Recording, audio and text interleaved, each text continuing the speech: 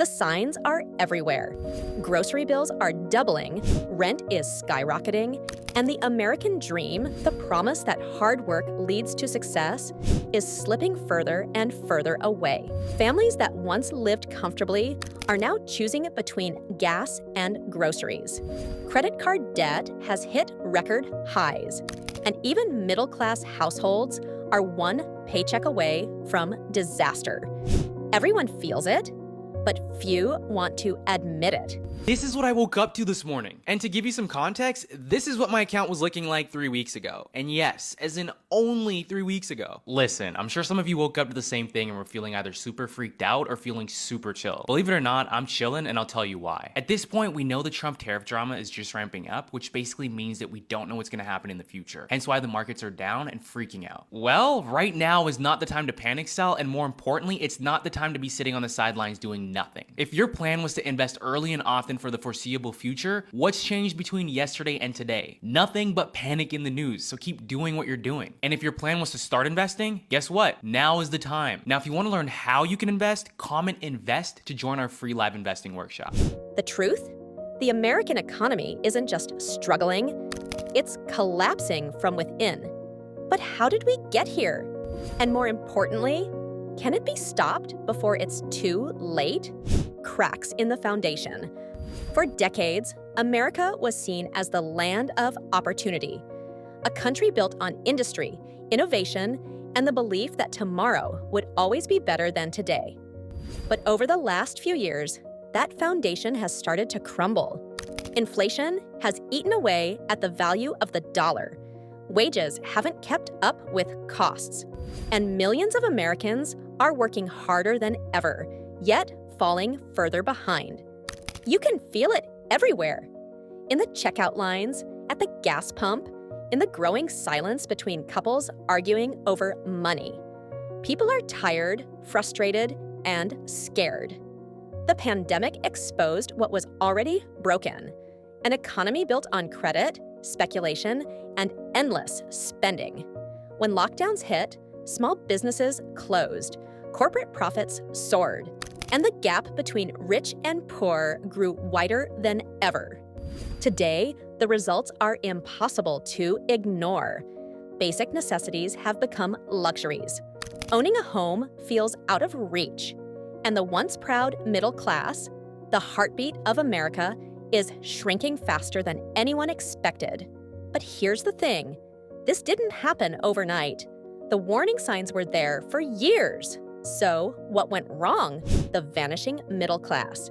There was a time when the American middle class was the envy of the world, a symbol of stability and upward mobility. Families could afford homes, cars, vacations, and college tuition on a single income. But that reality is gone.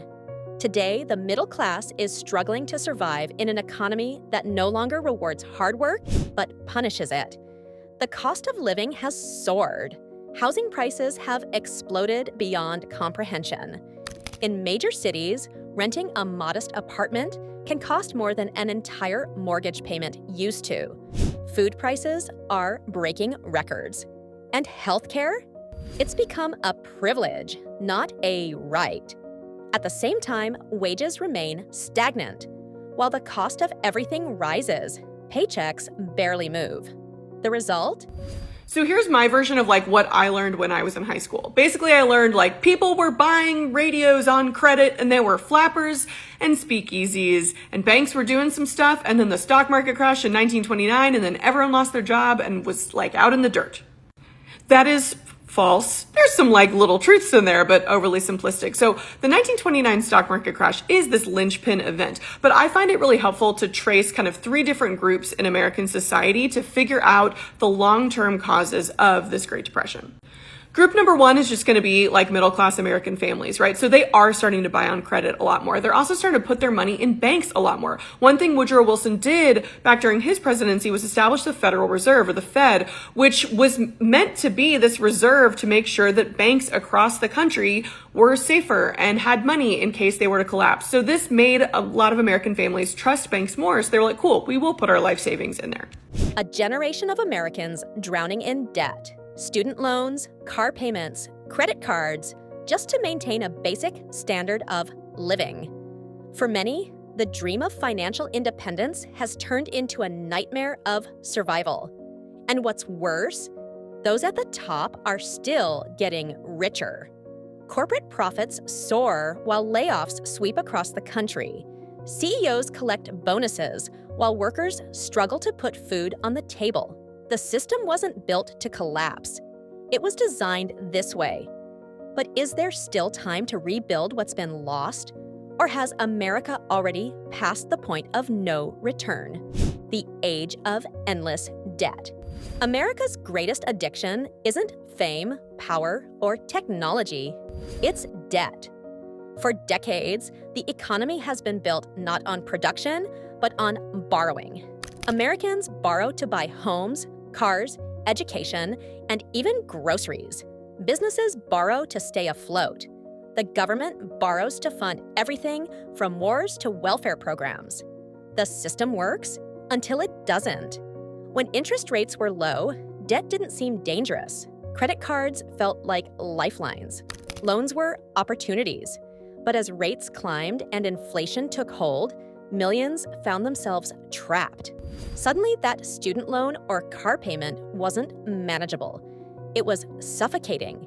Today, the average American household carries thousands of dollars in credit card debt, with interest piling up faster than it can be paid down. And while citizens drown in bills, the government continues spending at historic levels, adding trillions to the national debt. It's a ticking time bomb, and everyone knows it. The truth is, debt has become America's most profitable industry. Banks and credit card companies thrive on it. Politicians ignore it, and ordinary families, the people who built this country, are left paying the price. But the question is, how long can an economy survive when it's built entirely on borrowed money? The corporate takeover.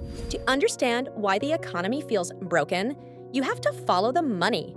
And it always leads to the same place: corporate power. In the past, American companies were local, family-owned, and built on community values. But over time, a handful of massive corporations began buying out everything, from farms to grocery stores, from banks to media outlets. The result? A country where competition barely exists, and the same few corporations control nearly every industry. They set the prices, they decide what's produced, who gets hired, and how much people earn. They influence laws, manipulate policies, and flood elections with money to keep things exactly as they are. For them, economic chaos isn't a problem. It's profit. When prices rise, so do their margins. When small businesses close, they take over the market. When workers are desperate, they'll work for less. And while the rich elite sit in their glass towers, the rest of America is left scrambling for scraps. But here's the twist. Even the corporations are starting to feel the cracks. Rising costs, shrinking demand, and global instability are beginning to hit their bottom lines too. So what happens when even the biggest players in the game start to panic? The government's broken promises. Every time the economy falters, politicians make the same promises. We'll fix it. But what if the people in charge aren't trying to fix it? What if they're the ones benefiting from the chaos? America is collapsing before our very eyes. Restaurants are closing their doors for good in my city at a record pace. They're blaming it on a slow season, but I think it's something else. You can't tell me the amount of abandoned strip malls that I drive by on a daily basis is normal. I know you've seen it too. All these places just get replaced with the Capybara Cafe du Jour or a flower store to placate the masses, if you know what I mean. There used to be 24-hour diners, family-owned restaurants, even bookstores, I don't know, third spaces. Now, nothing. Luxury apartments that sit vacant forever. Grocery stores that have been closed for 10 years. So much wasted space in empty parking lots until some TikTok trend comes, opens for 6 months, and then that closes too. I know I'm not alone in this, but yet every single time I bring it up, I get all the bots in my comments telling me the economy's never been better. Decade after decade, both sides of the political aisle have made decisions that prioritize corporations, donors, and short-term gains over long-term stability. The result? An endless cycle of boom and bust. And ordinary Americans caught in the middle. Stimulus checks, bailouts, and spending packages may sound like solutions, but in reality, they've only added fuel to the fire. The more money the government prints, the less it's worth. The more it borrows, the more future generations will have to pay. And while Congress argues over who's to blame, the cost of groceries climbs, rent spikes, and retirement dreams vanish.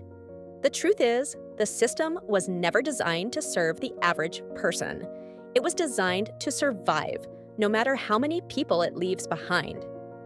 But as public trust fades and frustration grows, a dangerous question begins to rise. What happens when Americans finally stop believing in the system altogether? The housing trap.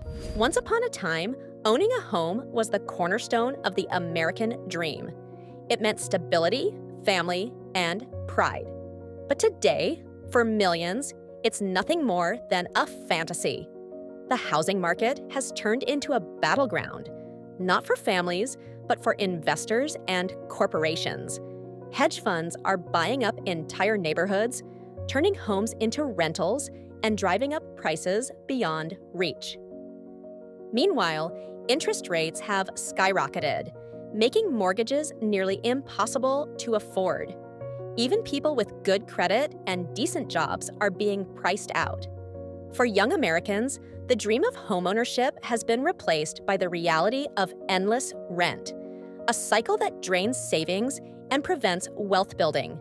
For older generations, rising property taxes and maintenance costs are forcing many to sell the homes they worked their entire lives to keep. And yet, politicians still talk about fixing the housing crisis without addressing the real cause: greed. When homes become investments instead of places to live, the human cost is ignored. Neighborhoods disappear, communities crumble, and the divide between the haves and have-nots grows wider every single year. But the housing market isn't just an economic issue. It's a reflection of everything that's wrong with modern America. Because if people can't even afford a roof over their heads, what does that say about the future of the nation? The inflation illusion. Every time you go to the store, you feel it. That slow, painful squeeze that makes your wallet a little lighter and your frustration a little heavier. The price tags have changed, but the excuses stay the same. Supply chain issues, global instability, corporate costs. But behind all the noise, there's one undeniable truth. Inflation is destroying the American standard of living. What used to fill a grocery cart now barely fills a basket. A tank of gas costs as much as a night out used to. And fast food, once the cheapest meal, now rivals restaurant prices. Yet the official reports tell a different story. Politicians insist inflation is under control. My friends, this is not a normal government shutdown. Let me explain the stakes and how we got here. The Trump regime, along with Republicans, wanted to fund the government with a continuing resolution that would have kept existing funding levels the same.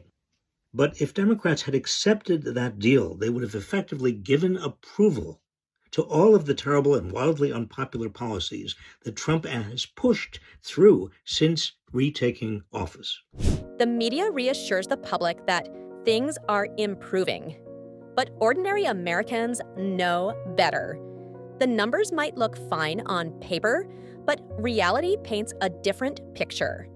One of families cutting corners, skipping meals, and choosing between medical bills and rent.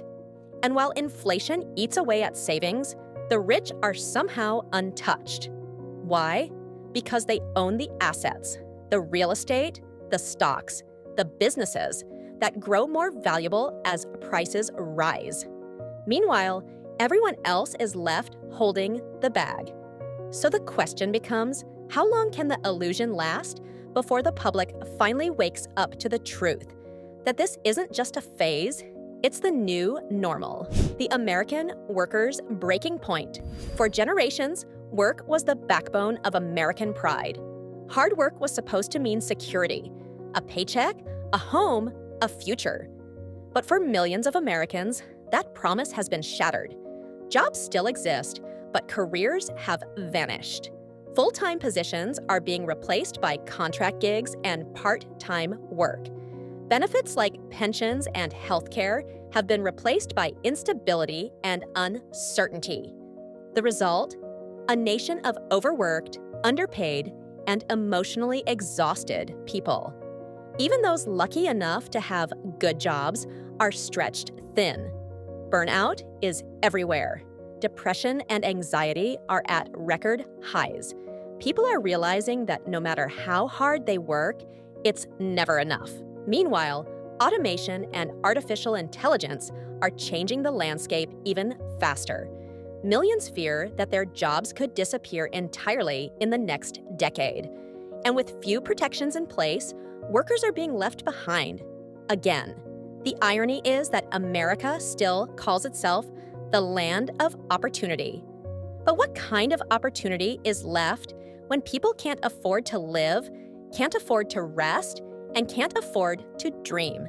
And if the very people keeping the country running are the ones losing hope, what happens next? Across every city, in every small town, and along every forgotten highway, the same quiet struggle is unfolding. Families who once believed in the promise of hard work and freedom are now just trying to survive another day. The cost of living has become the cost of dignity. The pursuit of happiness has turned into the pursuit of stability. And the American dream, the idea that anyone can build a better life, feels more distant than ever. But here's the thing about dreams: they don't die easily. Despite the chaos, there are still people fighting back. Parents working double shifts so their kids can have a future. Communities coming together to help one another. Young people daring to imagine something better. The system may be broken, but the human spirit isn't. Not yet. Maybe the real story isn't about the fall of America, but about whether it can rise again. Whether people will finally demand change. Not from politicians or corporations, but from each other. Because at the end of the day, a nation is only as strong as the people who believe in it. And if those people find the courage to rebuild piece by piece, maybe, just maybe, the dream can live again. We have a weakening labor market on our hands. Just got the jobs report for the month of July, but the revisions of the prior months are extremely telling and concerning for workers. This data gives us an indication of how many people are getting hired every single month, but when the data comes out, they also issue revisions for prior months of data. The revisions were eye-popping. We saw that only 14,000 jobs were added to the U.S. economy in June and only 19,000 in the month of May, and that is nearly 100,000 jobs lower than what we initially thought. So there was all this talk that the labor market was standing up strong, even in spite of tariff policy and the uncertainty surrounding that. But these revisions pour cold water all over that idea. Thank you for watching. If this story moved you, share it. Start the conversation. Because awareness is the first step toward change. And America has never needed change more than it does right now.